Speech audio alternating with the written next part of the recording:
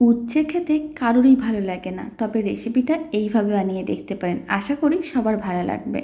প্রথমে উচ্ছের সামনের ও পেছনের অংশটা অল্প করে কেটে বাদ দিয়ে ভালো করে ধুয়ে পরিষ্কার করতে হবে। কড়াইতে কিছুটা পরিমাণ সর্ষের তেল নিতে হবে, অল্প করে লবণ ছড়িয়ে দিতে হবে। তার মধ্যে 3টে উচ্ছে দিয়ে দিলাম আর বেশ কিছুটা পরিমাণ পেঁয়াজ দিতে হবে, মানে 5টার মতন মিডিয়াম সাইজের পেঁয়াজ দিয়েছিলাম। সমস্ত কিছুই বেশ লাল লাল করে ভেজে নিতে হবে। এখন পেঁয়াজ উচ্ছে সমস্ত কিছুই কিন্তু কড়াই থেকে তুলে নিচ্ছি। তারপর উচ্ছেটাকে এরকমই স্লাইস করে কেটে নিতে হবে, বেশ সরু সরু করেই কাটতে হবে। আর পেঁয়াজটাকেও এরকমই স্লাইস করে কেটে নিচ্ছি। এবার পেঁয়াজটাকে আমি এক সাইডে রেখে দেবো আর উচ্ছেটাকে এক সাইডে রেখে দেবো। পেঁয়াজের খোসাগুলোকে এরকমই করে খুলে নিয়েছিলাম। কড়াইতে কিছুটা পরিমাণ তেল দেওয়া আছে, তার মধ্যে দিয়ে দিলাম আদা রসুন বাটা, কুচনো কাঁচা লঙ্কা। আর আমি দিয়ে দিলাম হলুদ গুঁড়ো, লঙ্কার গুঁড়ো, জিরে গুঁড়ো, ধনে গুঁড়ো।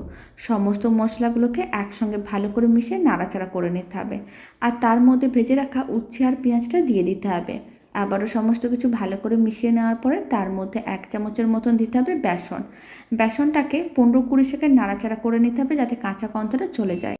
এবার স্বাদ অনুযায়ী লবণ, চিনি দিয়ে আবারও ভালো করে মিশিয়ে নিতে হবে। তারপরে একটু এরকমই নাড়াচাড়া করে নিতে হবে।